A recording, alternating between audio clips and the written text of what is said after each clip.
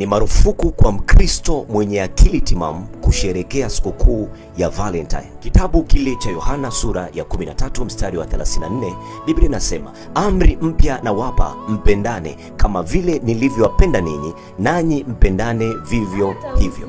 Amri aliyoitoa Yesu Kristo ni upendo wa kila siku. Kwa nini mmeweka iwe tarehe 14 mwezi wa pili? Kwa nini mnavaa mavazi mekundu? Kuna siri gani? Ni sikukuu ya kipepo na ni sikukuu ya kishetani. Siku hiyo shetani amejiandaa kwa ajili ya kuvuna nafsi za watu.